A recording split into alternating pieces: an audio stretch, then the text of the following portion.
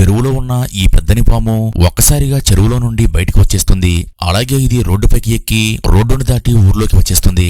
ఆ తరువాత ఇది నెమ్మదిగా పక్కనే ఉన్న ఒక బంగ్లాలోకి వచ్చేస్తుంది. అదే సమయంలో ఒక కుర్రాడు అక్కడ ఉన్న ఒక అమ్మాయిని ఇబ్బంది పెడుతూ ఉంటాడు. అయితే ఈమె ఇతన్ని తోసేయడంతో నువ్వు ఎలా నా మాట వింటావో తెలుసని తన జేబులో ఉన్న మత్తుమందు తీసి దీని వాసన చూపిస్తే నువ్వే నా దారిలోకి వస్తావంటూ మళ్ళీ ఈ అమ్మాయి దగ్గరకు వచ్చి ఈమెను ఇబ్బంది పెడుతూ ఉంటాడు. అప్పుడు ఈ అమ్మాయి ఇతడి వెనకాలే ఉన్న ఆ పెద్దని పామును చూస్తుంది. అయితే ఆ పాము శబ్దం చేయడంతో ఈ కుర్రాడు కూడా వెనక్కి తిరిగి చూడగా అంత పెద్దటి పామును చూసేసరికి ఇతడు భయంతో కేకలు వేస్తూ ఉంటాడు.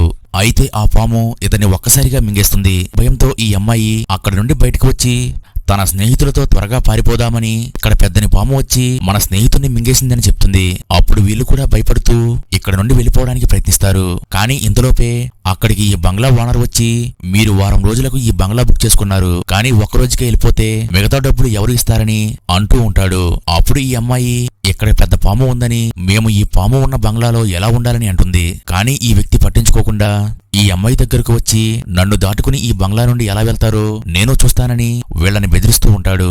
అప్పుడు ఆ పెద్దని పాము నేరుగా ఈ వ్యక్తి దగ్గరకు వచ్చి ఒక్కసారిగా ఇతని వెనకాల నుంచి పట్టుకుంటుంది. దీన్ని చూసి వీరంతా భయపడిపోతూ ఉంటారు. తర్వాత ఏమైందో చూడాలంటే వీడియో లైక్ చేసి నెక్స్ట్ పార్ట్ ని కామెంట్ చేయండి.